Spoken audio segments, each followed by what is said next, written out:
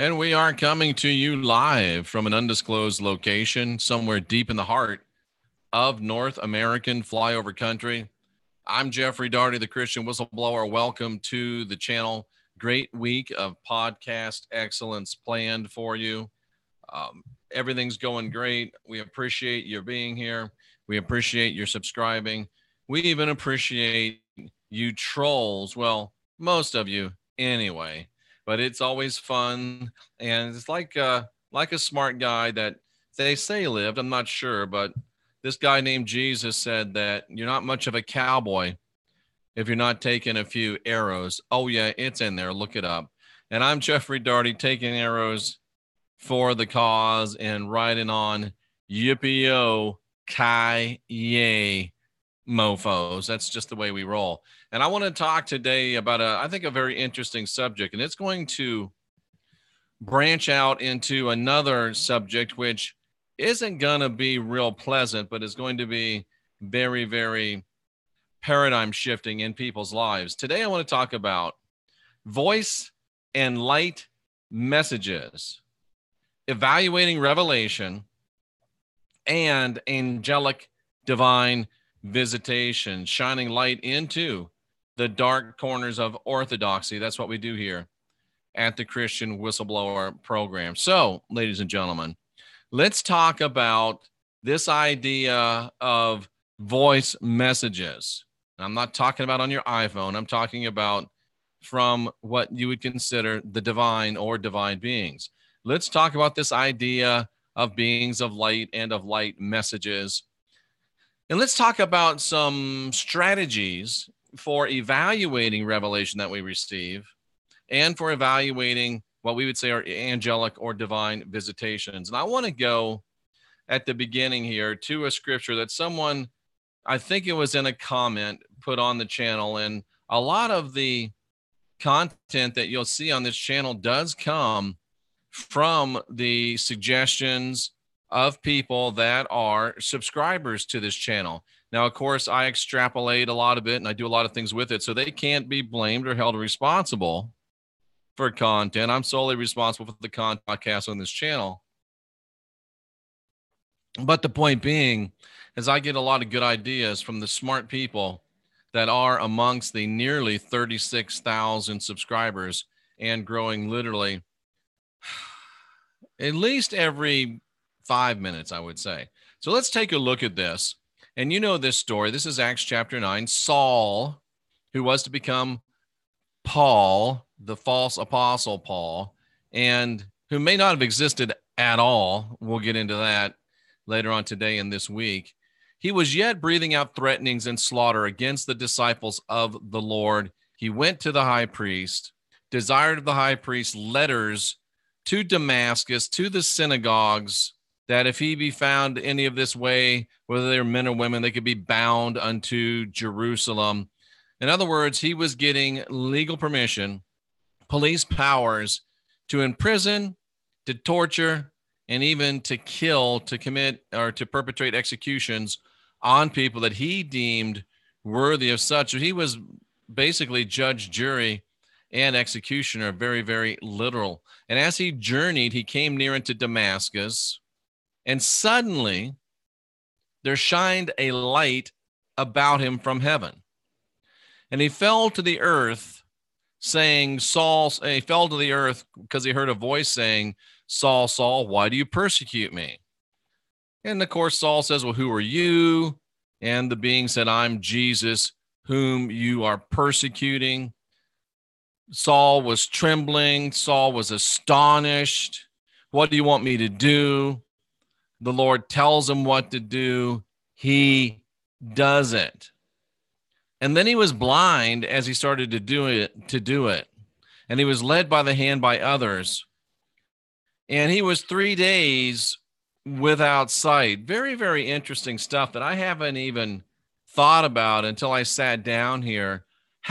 How many of you get visitations, or how many of you read and consume and watch and subscribe and follow to people that claim to get or claim to have had messages from beings of light. By the way, this is this light that he saw from heaven, same word as when Jesus said, I saw Satan fall from heaven like lightning. Jesus called this being lightning, called this being Satan. Saul calls it Jesus. So I'll leave you to make your own decisions. But how many times have you, ladies and gentlemen, received messages from light beings? Or how many times are you, ladies and gentlemen, following, listening to, subscribing to, adhering to those that claim to have messages from light beings? I would suggest to you that you might want to evaluate that more carefully. And I would suggest to you that if you believe in the Bible, the scriptural evidence within the Bible says that light beings are typically no bueno. Joseph Smith saw a light being called Moroni. Now we have Mormonism. How many beings of the light, how many light beings are you going to follow? Are you going to listen to, given the very poor historical record of the same? And I want to point something out else to you, ladies and gentlemen. Light, and then he heard a voice, ladies and gentlemen. He heard a voice saying unto him. He heard a voice. Heard a voice. Now, I don't have anything other than, let's see, almost 40 years of experience. I don't have anything other than 20 years as a Christian minister and almost 20 years being whatever this is. I don't have anything other than over 100,000 hours of study in the biblical scriptures and across the gamut of spirituality. I don't have anything other than these things, and in the trenches with cleansings and paranormal work to say that the people I know, that I know, and I myself say, if you're hearing a voice, it's not the divine. If you hear a voice, it's not the divine. Because in the realm of ultimate divinity, in the realm of ultimate holiness, if you want to use that word, in the realm of the highest of the high of the energetic beings, there's no voices. There's no words. All communication is absolutely 100% what we would call telepathic. I'm going to sit here today and you're going to be mad at me, but I'm going to tell you, you've never heard the voice of God, because God doesn't use a voice. You've never heard the voice of a true goddess, because a true goddess will not speak. If you look into the scriptures, the still small voice, look it up. It's not a voice at all. It's a knowing. It's a communication from divinity out there to divinity in here. It's just a knowing. It's just a realization. It's just a revelation. Sometimes in the New Age, we call it a download. It's just knowing. And I'm here today to tell you, whether I upset you or whether I excite you, when you hear voices, you're not hearing from the divine. You're hearing from things that pretend, pardon me, to be divine. And Rhonda makes a good point. Rhonda, I don't know if I've seen you before. If I have, I apologize. And if I haven't, welcome.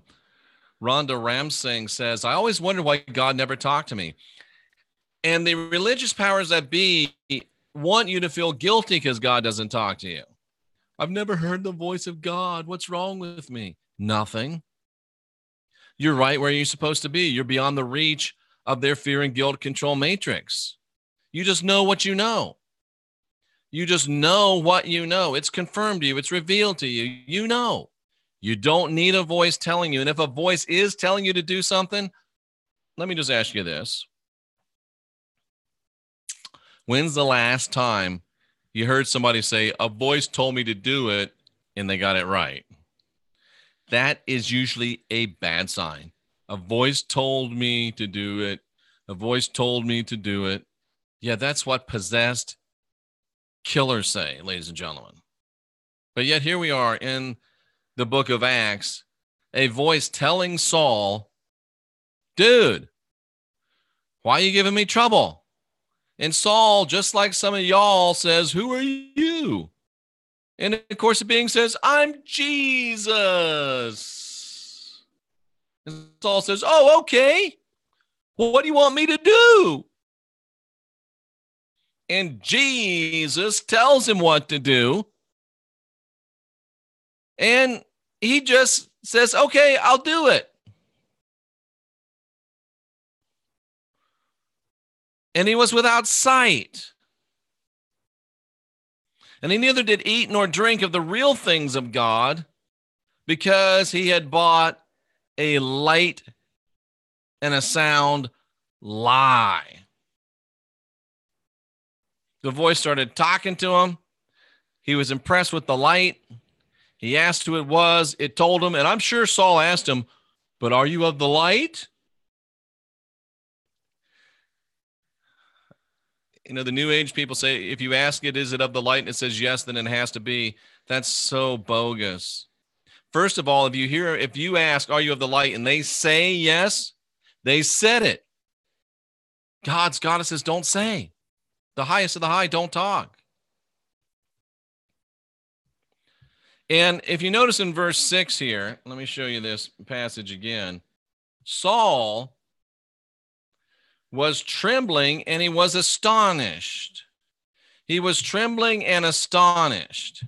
How many times have you heard from God or seen a vision, seen an angel, and it made you trembling and astonished? Is that a good thing? Let's look at those words in verse number 6 here. What is trembling and astonished? Where was that? I hate it when it does this. And trembling and astonished said, okay, where is it? Let's go at the beginning. See, they changed the translation on you, and it doesn't say the same thing. I don't know how I'm going to be able to get to trembling and astonished now. This is a bad thing of, let's see, let's try it this way. Let's try it interlinear. And we want to go to Acts 6. Let's go interlinear. And let's go to Acts 9:6. Can we trick the system? Here we go. Acts 9:6. The trembling and astonished isn't even in there. Am I at the right verse?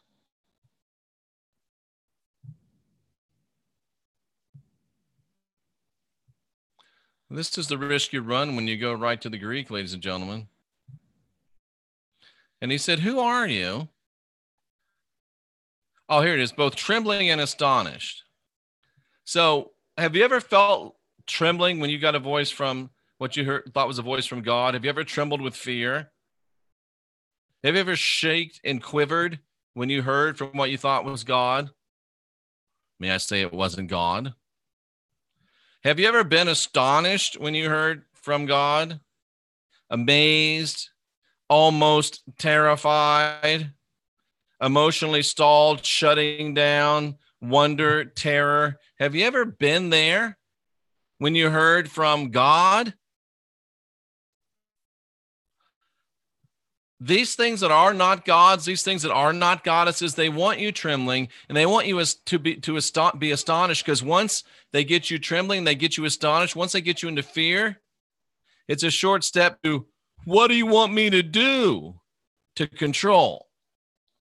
If it makes you tremble, if it makes you astonished, if it makes you fear, if it makes you surrender your own power, it's not divine. I don't care if it's light, pretty, sexy, beautiful, handsome, speaks like Sean Connery. I don't care. It's not God. It's not a goddess.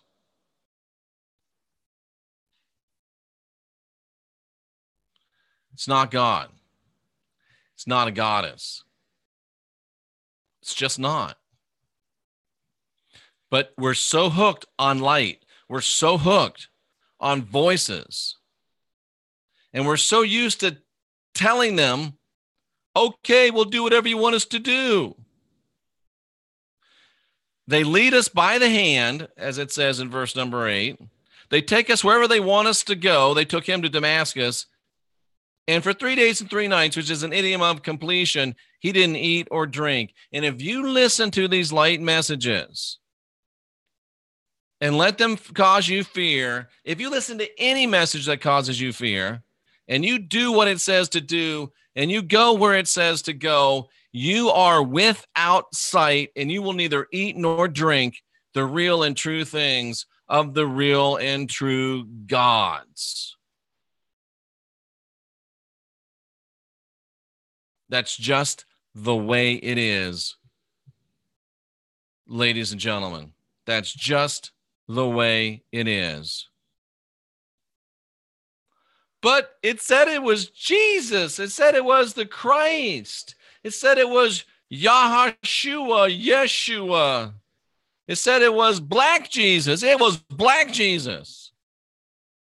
It was Ninja Jesus. It was Superman Jesus, Spider-Man Jesus, whatever the Ricky Bobby Jesus you like. That's the one it was. Well, Luke had something to say to that. He said, listen, cousins, don't be deceived. Many are going to come in my name, saying I am Christ. Not saying that they're the Christ, but saying that he's Christ. Don't go after them. Of course, they're going to say they're Jesus. If they told you they were the devil, you wouldn't listen. But if they're saying they're Jesus, they're talking, it's not real. I don't care if it's little baby Jesus with his golden, fleecy diapers lying in a manger. It's not real. It's not real. We are deceived by the voice and light message, just like Paul was deceived by the voice and light message. And somewhere in this Bible, and I'll let you look it up, it says, be not amazed, for the adversary himself is transformed into an angel of light. So next time you want to send me an email that says, but look right here, Jesus appears as an angel of light. Yeah. Satan himself is transformed into an angel of light. I'll let you chew on that one. Ladies and gentlemen, the big thing to understand is this, and I'm going to be moving into this.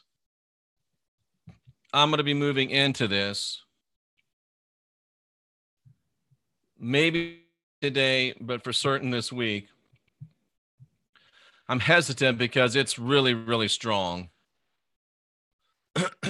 But here's the deal, cousins. Here's the deal, cousins. False Christs, false prophets are appearing, performing signs and wonders to deceive even the elect, if that were possible. And I'm going to show you that not only is that possible, it's prophetic. There is a plan to deceive the elect, to deceive the very elect, and it's possible because I'm watching it happen. The best of the best are getting duped. The smartest of the smartest are getting duped. The